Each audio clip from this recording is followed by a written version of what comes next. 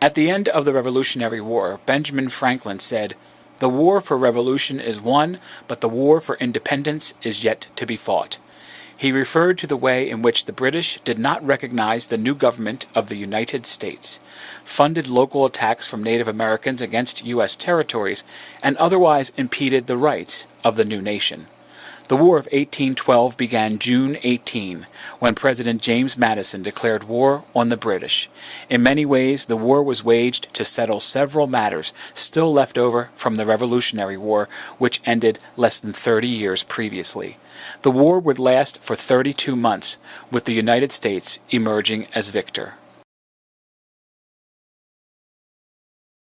In Cape May County, the War of 1812 saw a repeat of experiences from the Revolutionary War. There were watches along the coastline and Delaware Bay for British marauders who were once again looking to destroy salt works, seaports, and other installations on U.S. soil. The county's salt works, so vital during the Revolution, had been quiet in the years following the war. The outbreak of war with Britain for a second time again made it difficult to get imported salt, and the county's salt works were back in business. Delaware Bay privateers, many manned by Cape May officers and crew, were again busy harassing and seizing British vessels. Cape May County's contribution to the war effort was in providing military personnel for land and sea service, building vessels, supplying salt, timber, and other goods, and keeping an eye on British warships and supply ships. Just as during the Revolution, the local militia was ever alert for British landing parties who would raid local farms and take livestock and other provisions.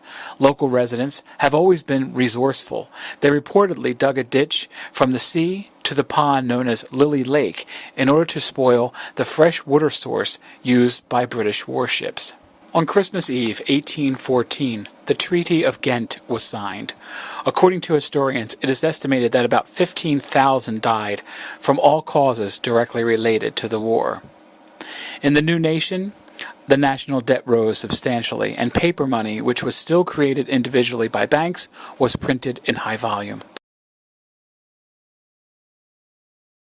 In the years following the war, harsh economic conditions in Cape May County resulted in many families losing their land through sheriff sales or selling out and moving away.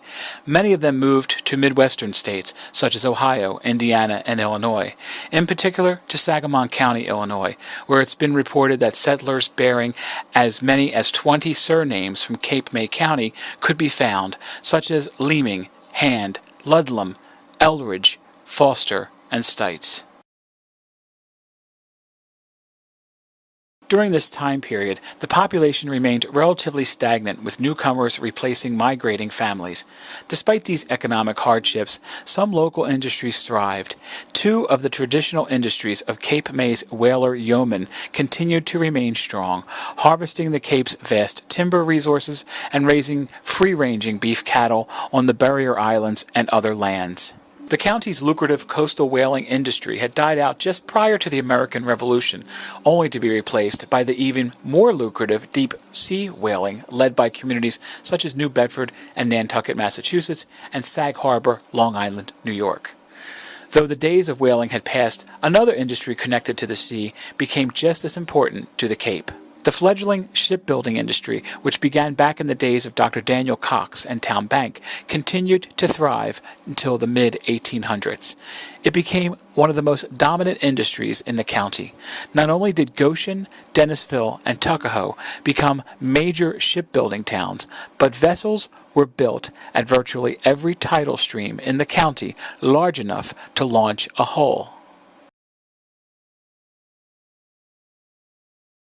The Industrial Revolution changed the way these traditional industries were conducted.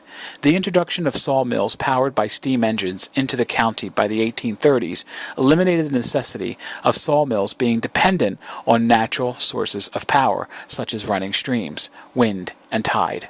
Lumber for both export and local use could be sawed where the timber was cut or near the shipyards where it was used. Steam engines were also used in other local industries, including Cape Island mill workshops, which provided much of the windows, doors, and trim for Cape May's elaborate Victorian cottages and hotels. Steam-powered vessels, bringing visitors to and from the Cape, could provide more regular service than traditional sailing vessels. Although it is true that in Cape May County, as elsewhere, the new technologies and machines began to replace handcrafted work, the changes came slowly. In the first half of the 19th century, and even after the Civil War, the traditional methods still survived. Carpenters and shipwrights still hand-hewed timbers and hand-planed boards. The seaside tourist industry began as early as 1766, hence Cape May's claim as America's oldest resort. The trade that catered to well-heeled Northerners and Southerners was well underway by 1801 when Ellis Hughes advertised his public house on Cape Island. Visitors traveled to the Cape aboard sail or steam-powered vessels, or by regular stagecoach service. The latter was more of a challenge, traveling on primitive roads through pine forests and across cedar swamps. Travel writers of the time described in great detail the goings-on at Cape Island.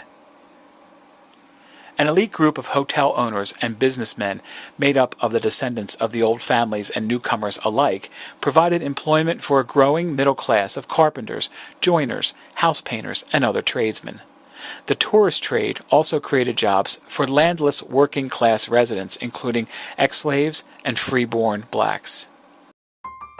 As the war between the states was heating up, Cape May County was preparing to be part of the war effort as it had so many years previously against the British. Although none of the war was fought on county soil, the region had its share of war heroes and contributions to the cause of freeing slaves and keeping the nation unified.